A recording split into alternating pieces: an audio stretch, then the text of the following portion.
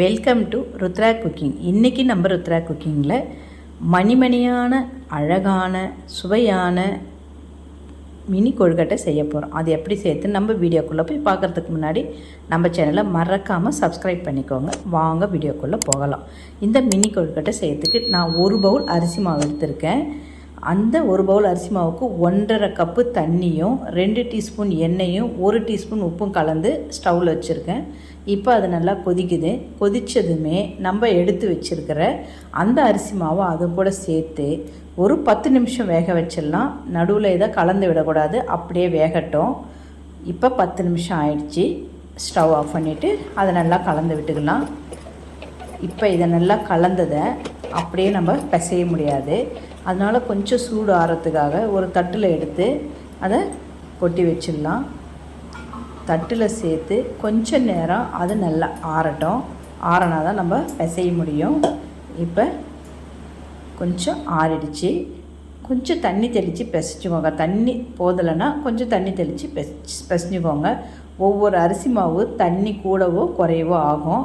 இப்போ தண்ணி தெளித்து பிசைஞ்சிட்டு கடைசியில் கொஞ்சம் எண்ணெயை கையில் விட்டு அந்த மாவு காஞ்சி போகாமல் இருக்கிறதுக்கு அதை பிசைஞ்சு ஒரு கிண்ணத்தில் போட்டு ஒரு 2 நிமிஷம் அப்படியே மூடி வச்சிடலாம். இப்போ நம்ம கிண்ணத்தில் இருக்கிற மாவை திறந்து கொஞ்சம் கையில் எண்ணெயை தடவிக்கலாம். அப்போ தான் நம்ம பால்ஸ் செய்ய சரியாக இருக்கும். எண்ணெயை தடவிட்டு அந்த மாவை எடுத்து நல்லா ஈவனாக ஷேப்பாக நம்ம செஞ்சுக்கிட்டோம்னா குட்டி குட்டி பால்ஸ் ஒரே ஈவனாக வரும் நம்மளுக்கு. இந்த மாதிரி சின்ன சின்ன பால்ஸாக நம்ம இருக்கிற மாவு எல்லாத்தையுமே நம்ம இந்த மாதிரி செஞ்சு வச்சுக்கலாம். இது மாதிரி செஞ்சு பசங்க சாப்பிடும்போது ரொம்ப ரொம்ப சாஃப்டாகவும் டேஸ்ட்டாகவும் இருக்கும். பசங்களும் ஏதோ சின்ன சின்னதாக பால்ஸ் மாதிரி இருக்கேன்னு விரும்பியும் சாப்பிடுவாங்க. இப்போ நம்ம இதை செஞ்சதை குக்கரில் கீழே தண்ணி கிண்ணத்தில் வச்சுட்டு மேலே இந்த ஆவியில் வச்சு நம்ம வேக வைக்க போகிறோம். இது ஒரு 10 நிமிஷம் அப்படியே குக்கரில் வேகட்டும். இது வேகிறதுக்குள்ளே இதுக்கு நம்ம கலக்கிறதுக்கு ஒரு பொடி நம்ம ரெடி பண்ணிடலாம். அதுக்கு வறுகடலையும் காஞ்ச மிளகாய் ஒரு 6, பூண்டு ஒரு 10 பல், அதுக்கு திட்டமாக 1 டீஸ்பூன் உப்பு சேர்ந்து இதை நல்லா நைஸாக அரைச்சி எடுத்துக்கலாம். இந்த மாதிரி பொடி அதில் போட்டு கலந்து செய்யும்போது ரொம்ப ரொம்ப வாசனையாகவும் ரொம்ப டேஸ்ட்டாகவும் இருக்கும் அந்த மினி கொழுக்கட்டை. இப்போ அரைச்சி எடுத்ததை பொடி ரெடி ஆகிடுச்சு. இதை நம்ம ஓரமாக எடுத்து வச்சுட்டு நம்ம வேக வச்சுருக்கிற கொழுக்கட்டையை நம்ம திறந்து பார்த்துடலாம். நல்லா சூப்பராகவே வெந்திருக்கு. எவ்வளோ சாஃப்டாக இருக்குது பாருங்கள். பசங்க சும்மாவே கூட இதை சாப்பிடுவாங்க. இதில் உப்பு போட்டிருக்கோம், நல்லா டேஸ்ட்டாக இருக்கும்.